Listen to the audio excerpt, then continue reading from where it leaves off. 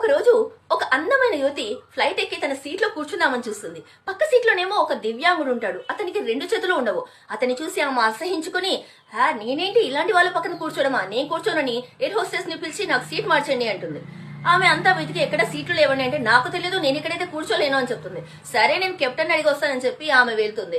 వెళ్ళి వచ్చి, సరే మీ అందరికీ అసౌకర్యం లేకుండా చూడడమే మా పని, ఇక్కడైతే సీట్స్ లేవు ఎకానమీలో, నేను ఫస్ట్ క్లాస్ లో సీట్ అరేంజ్ చేశానని చెప్పి అంటుంటే, సరే అని ఆమె ఆనందంతో లేచి వస్తుంటే, మీరు కూర్చొని, మీకు కాదు ఇలాంటి వాళ్ళు మీ పక్కన కూర్చొని మీతో అవమానం పొందాల్సిన అవసరం లేదు, అందుకే ఇతన్నే ఫస్ట్ క్లాస్ కి పంపిస్తున్నాను, మీరు ఇక్కడే కూర్చోండి అంటారు. అక్కడ ఉన్న వాళ్ళంతా ఆమెను ఏదో అసహ్యంగా చూస్తారు.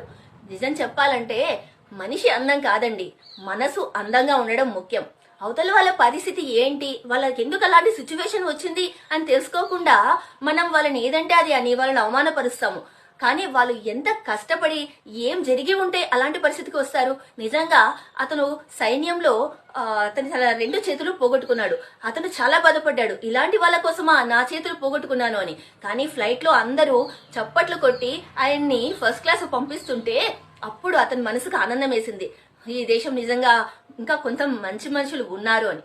ఆలోచించి ఏదైనా పని చేయండి.